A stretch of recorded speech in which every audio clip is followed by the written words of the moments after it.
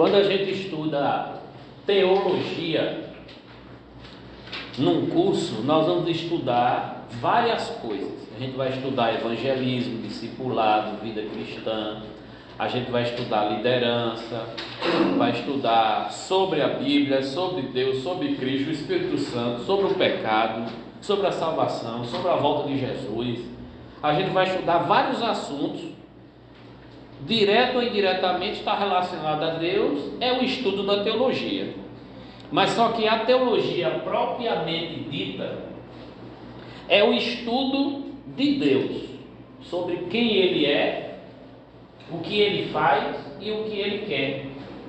Então isso tem a ver com a natureza, a existência, os nomes, os decretos, a essência e os atributos de Deus. Isso aqui foi criado uma matéria exclusiva para estudar o ser de Deus, a natureza de Deus, a essência de Deus. Como se estudaram a água e descobriram que tem aqui H2O, H de hidrogênio e O de oxigênio. Uma molécula de hidrogênio e duas de oxigênio. Ou é o contrário. E aí a gente vai perceber que o estudo de Deus é teologia, mas o estudo propriamente do ser de Deus é teontologia. O que é teontologia? O estudo do ser de Deus. Quando você vai estudar a teontologia, tem na página 13, trata de estudar a pessoa e as obras de Deus. A natureza de Deus, os atributos de Deus, os nomes de Deus, os decretos de Deus, a vontade de Deus são assuntos exclusivos dessa teologia propriamente dita. Então, se eu quero estudar qualquer assunto na história, eu vou estudar teologia histórica. Se eu quero estudar como um cristão deve praticar determinada doutrina, eu vou estudar a teologia prática. Se eu quero estudar sobre qual é o papel do pastor na igreja, eu vou estudar teologia pastoral. Então existe uma teologia para cada área, de tão espansoso que está agora a teologia. Teologia você tem o estudo de nível básico, médio, superior e mais na frente, graduação e pós-graduação, mestrado, doutorado, até chegar ao meu nível. Que o meu nível é o nível máximo da humildade. Eu tenho doutorado em humildade. E beleza também. Não é? Não é não? Teontologia, a teontologia é o estudo especificamente da pessoa de Deus. Se eu quiser estudar a pessoa de Cristo, eu vou estudar a cristologia. Se eu quero estudar a pessoa do diabo, aí eu vou para a universal. Não, estou brincando. Aí eu estudo demonologia. Tem uns que colocam satanologia e tem outros que colocam o nome angelologia, como se o diabo fosse um anjo chefe caído, rebelde. Ele foi criado de um jeito e depois se rebelou. E aí a gente vai perceber que quando a gente está estudando a teologia propriamente dita, o ser de Deus, nós estamos fazendo essa pergunta: quem é Deus? E vamos para a Bíblia saber o que a Bíblia diz sobre essa pergunta: quem Ele é. Ô Gil, que vai pregar lá na igreja, o pastor que foi pregar a palavra, né? Ele é bacharel em teologia. Sim. E ele falando lá, pregando, em momento algum não abriu a Bíblia, mas ele pregou na palavra que ele estava falando, e ele falou que estuda até amanhecer e vai estudando. Aí tem um rapaz que estava assim, por trás de mim. Eu escutei quando ele falou assim, ele disse: ele vai morrer de tanto estudar para saber quem é Deus. Olhei assim para ele, eu fiz assim, aí ele olhou para mim, aí fez: desculpe, irmão, foi sem querer. Então, existem algumas pessoas que levam em consideração que aquela música diz: ninguém explica Deus. Mas a gente não pode levar em consideração, ao pé da letra, de que esse hino está querendo dizer que não existe nada sobre Deus. Se não existisse nada sobre Deus, não existiria teologia. Porque a teologia é o estudo dos estudos de Deus. É a ciência de Deus.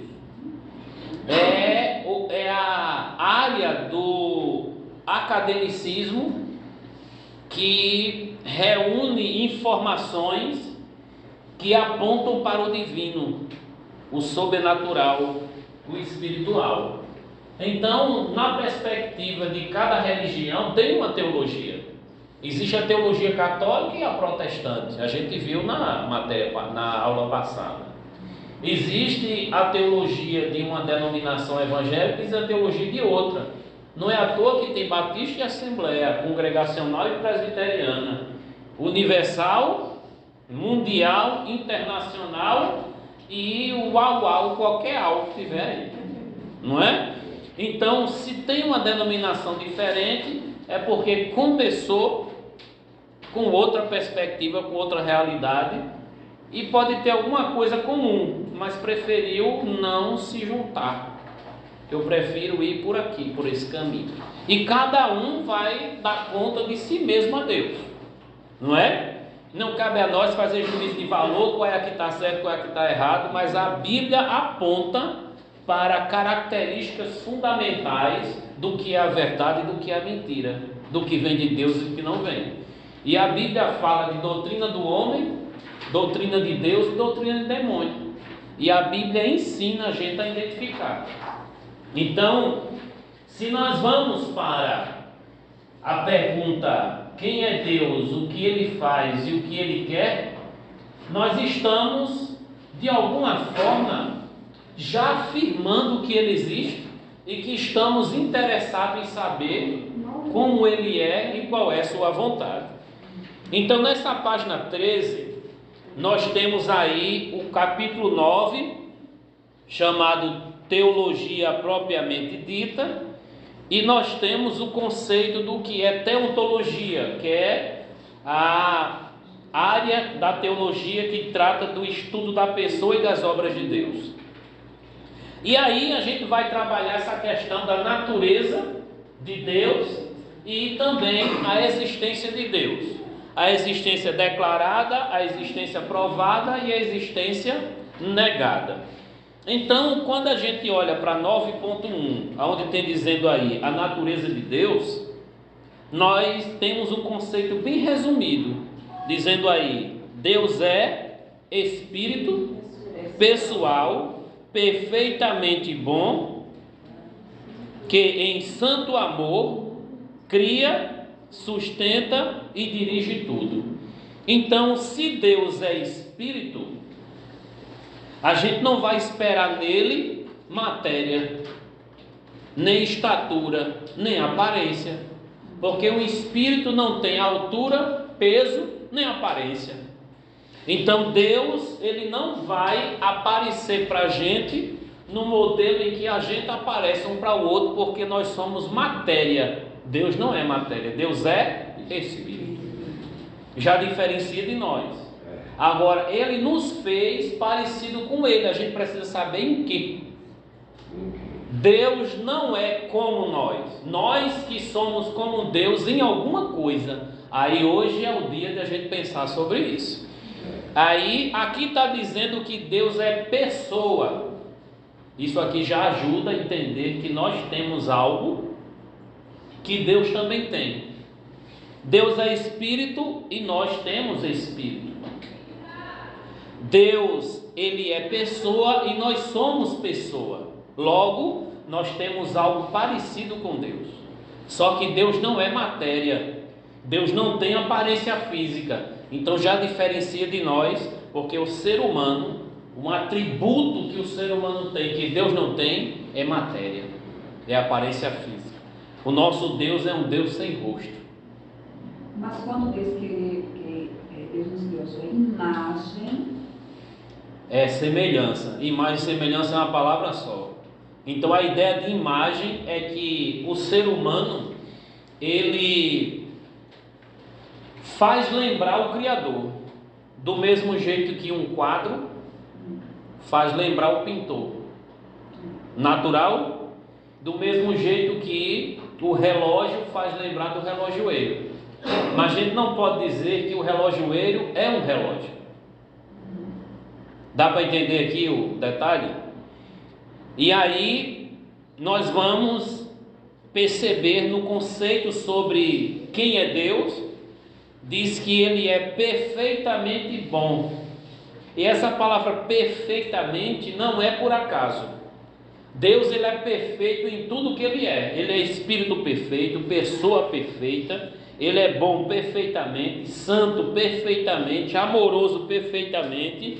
E Ele sustenta tudo perfeitamente. Até o cabelo que cai está sustentado. Aí, quando a gente estiver na eternidade, aí a gente vai ter uma gavetinha, a gente vai pegar tudinho. O meu vai ter que fazer um bocado. Dá. Essa parte aí da gaveta eu estou inventando, viu? Eu sei. Não vá atrás desse negócio não. Não, eu sei. De repente tu recebe uma oportunidade domingo na igreja, aí o professor me ensinou que lá no céu tem uma gaveta. Aí os carecas vão dizer, maravilha, né? Que coisa boa, né? Vai curar muita gente de traumas, né? Aqui está dizendo perfeitamente bom. Aí uma coisa para a gente refletir aqui.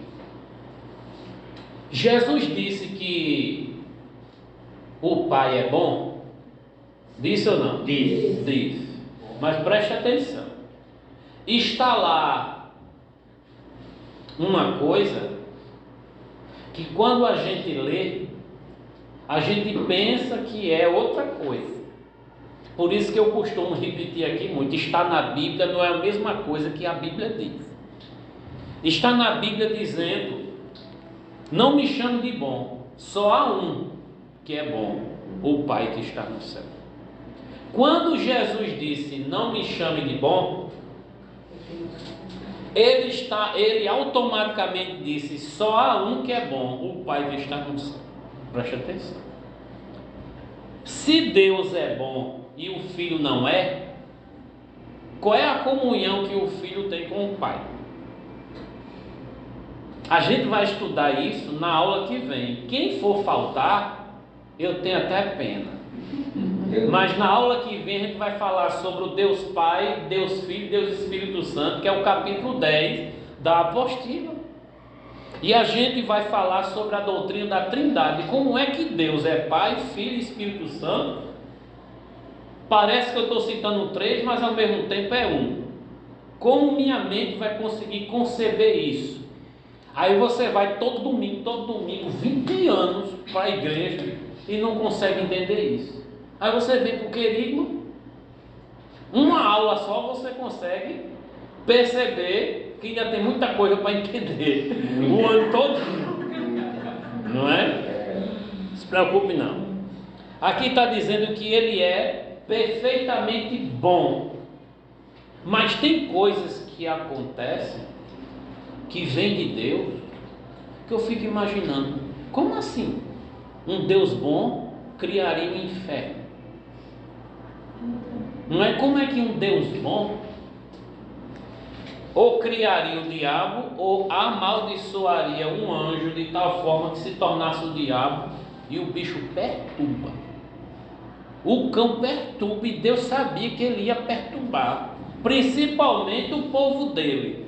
Por que é que ele deixou o infeliz perturbar a gente tanto desse jeito? Ele é tão bom. Já imaginou?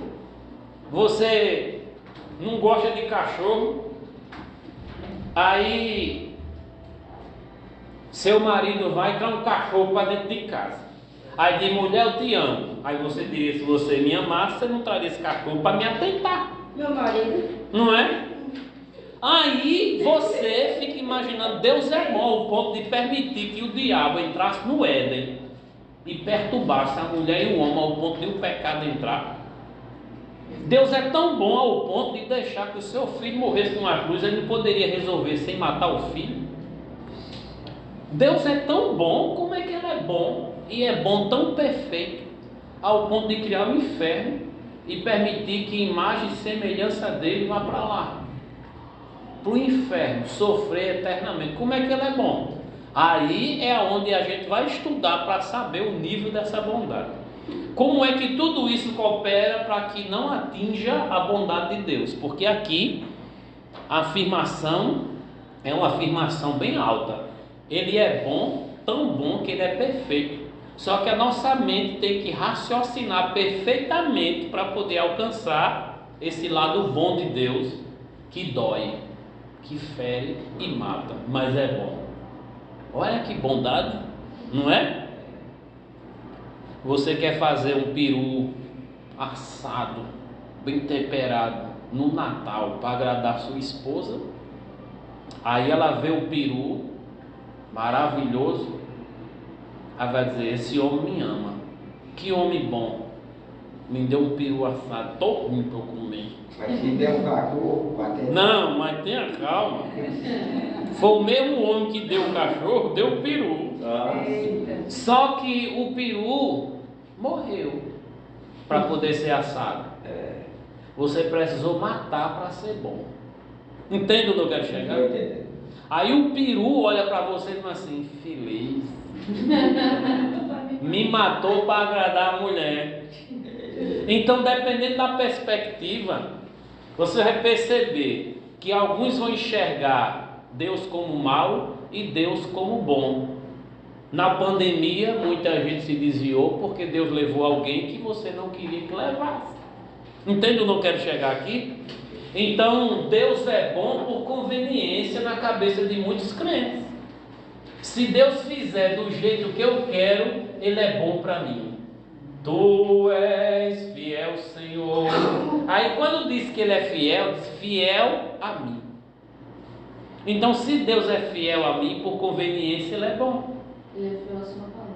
Aí se Ele é fiel a Ele mesmo, Ele é perfeitamente bom. Agora isso não quer dizer que nossos sentimentos não serão feridos. Mesmo ferido, mesmo doendo, Ele ainda é bom. E o filho que foi para a cruz disse: Ele é bom. Foi Ele que enviou. A glória é totalmente dele. Então a gente vai caminhando para entender esse Deus que é Espírito, que é pessoa. Ele não é uma energia cósmica, só uma luz. Ele é pessoa, ele se relaciona, ele sente, ele pensa. Olha que Deus tremendo, Ele é perfeitamente bom.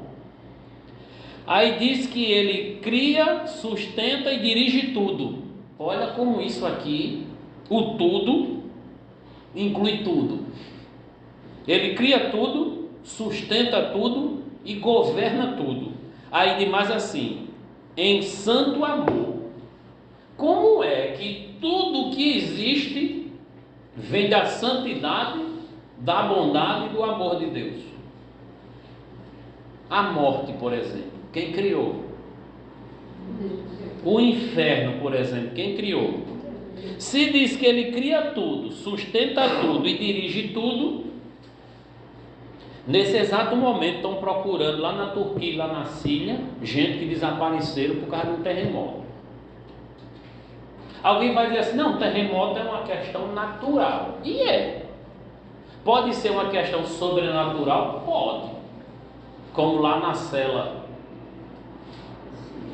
que teve um terremoto, se abriu a cela, Paulo e Silas cantando. Aí tem irmão que diz: olha, vamos cantar que vai ter um terremoto aqui. Aí a turma, vamos embora, porque vão cantar para fazer um terremoto igual Paulo e Silas cantando, não é? E aí a gente olha para a ação da natureza reagindo à interferência humana, e pessoas morrem. Mas por que pessoas morrem? Por causa da morte. E por que a morte mata? Ou ela tem vontade própria, ou ela é governada por alguém boa, uma pessoa boa, ou por uma pessoa má. Na perspectiva da conveniência humana, se matou da família do outro, ele é bom. Mas se matou da minha família, ele é ruim. Se doeu em mim, ele é ruim. Se doeu no outro, ele é bom. Por exemplo, um acidente de carro, morre um engarrafamento de carro lá, 10 carros, morre a pessoa do último carro e a pessoa do primeiro carro. Aí o do meio vai dizer assim: graças a Deus, né? A gente nem morreu. Mas tem gente chorando a morte da frente e do de trás. E eles não vão dizer graças a Deus. Eles não vão dizer, porque por conveniência nós entendemos a bondade no sentido daquilo que agrada a gente, não aquilo que agrada a Deus. Então, se algo agradou a Deus, isso é bom. Vamos dar um exemplo? Deus fez a luz e as trevas. Os dois Deus disse que era bom. Deus fez a semente, a terra, a água, fez separação, fez o homem e disse era bom. E quando fez a mulher, ele disse era bom também, não é? Não disse? Então, se ele disse que era bom, bom em que sentido? Então a gente vai estudar teologicamente essa palavra bom, dá uma noite inteira. Porque nós entendemos algumas palavras por conveniência, do jeito que a gente acha que essa palavra significa. Mas tem muita coisa para a gente estudar. Ele é perfeitamente bom, que em santo amor ele cria, sustenta e dirige tudo, até as calamidades. Martinho Lutero dizia que até o diabo é o diabo de Deus. Isso aqui é muito sério. O diabo não é um diabo por conta própria, que faz o que quer, onde quer, sem interferência divina. Ele tem os seus limites. E não é só em Jó que a gente aprende isso. A gente aprende isso na Bíblia toda. Ele vai até onde Deus permite. Eu já vi um pregador dizer, eu achei muito interessante isso aqui, que eu já segurei um cachorro na coleira. Ele disse que Deus, o diabo é um cachorro na coleira de Deus. Eu achei isso aí fantástico. Então qualquer atrevimento da parte do diabo em relação a você, é só você dizer, você é só um cachorrinho na coleira do meu Deus. Não é interessante isso aqui? Vamos continuar, depois você fala. Vamos continuar. Nós vamos tratar de 3 pontozinhos aqui para a gente avançar. 9.1 tem a natureza de Deus.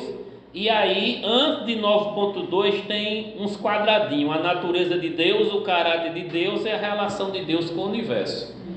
Então, a natureza de Deus é que ele é espírito pessoal.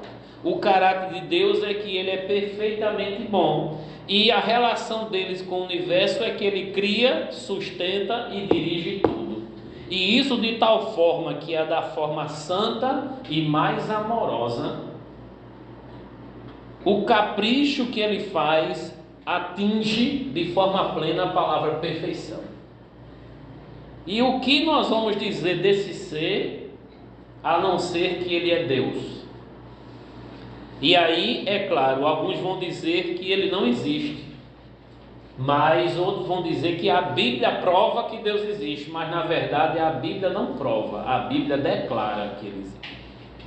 É tanto que quando a gente vai para a Bíblia, o primeiro versículo da Bíblia afirma a existência de Deus.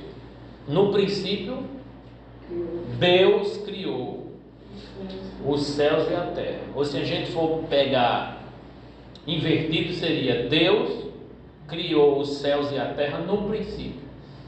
Dá no meio. Começa com Deus e termina com Deus. E aí, quando a gente olha que Deus é o início e o fim, o alfa e o ômega, a gente vai perceber que tudo vem dele e volta para ele. Mas alguns vão dizer assim: eu não acredito na existência de Deus porque eu não tenho uma resposta para a pergunta quem criou Deus. Então, se eu não sei quem criou ele, então ele não existe. Mas é uma pergunta ignorante. É uma pergunta tola, embora seja uma pergunta que pareça curiosa. Se a gente parte do pressuposto de que Deus é criador, logo ele não é criatura. Se ele não é criatura, ele não é criação. E se ele não é criação, ele não é criado. E se ele não é criado, eu não devo fazer essa pergunta: quem criou Deus? Logo, se ele é a causa primeira de tudo, se ele é o criador de todas as coisas, logo ele existe antes de qualquer coisa existir. Para qualquer coisa existir, tem que ter a causa primeira. Ele é a causa primeira de tudo, logo ele é autoexistente, ele existe por si mesmo. Se ele existe por si mesmo, isso é mérito para alguém que recebe o nome de Deus. Agora pode ter aí o Deus do futebol, pode ter aí o Deus da cultura brasileira, que chamam de rei, mas alguém o criou. Ele se tornou rei em algum momento, ou declararam que ele é rei. O nosso Deus não. O nosso Deus, ele é autoexistente e ele sempre foi e sempre será o mesmo, porque ele não se altera, ele é imutável, ele não muda. O que ele foi na eternidade passada, ele vai ser na eternidade futura, de tal forma que em qualquer tempo, para nós, para ele, em qualquer tempo para nós que é longo, para ele ainda é agora. Quando Adão veio, para Deus era agora. Quando Jesus veio, para Deus era agora. Na próxima volta de Jesus, para Deus ainda é agora. Lá na eternidade, quando estivermos lá, para Deus ainda é agora. Porque Deus não é medido pelo lapso do tempo. Ele é transcendente, ele está além do tempo, além do espaço. O nosso Deus é muito além do que a nossa mente pode conceber. E tudo isso é estudado na teologia. E a teologia, ela se preocupa em organizar o que a Bíblia diz. Agora é curioso uma pessoa pregar sem ler a Bíblia. Porque a Bíblia, ela é o centro do culto, porque o culto é para Deus e a Bíblia é a palavra de Deus, e quando se trata de Deus vai falar, não pode tirar a Bíblia desse momento. Se você começar a falar em público 1 hora, 2 horas, e você não fez a exposição da Bíblia, você não pregou, você só falou em público. Entende o que eu estou dizendo aqui? Entendo. A gente vai aprender isso na matéria de homilética, que é a arte de pregação. Embora, quando a gente vai pregar para algumas pessoas que não sabem ler, mesmo assim a gente vai ler pouco, mas para as pessoas saberem que o que vai ser falado ali é extraído da Bíblia e não da própria pessoa. A não ser que a igreja acredite muito em palavra revelada, não precisa da escrita. Aí abre um leque para um monte de coisa, inclusive errada.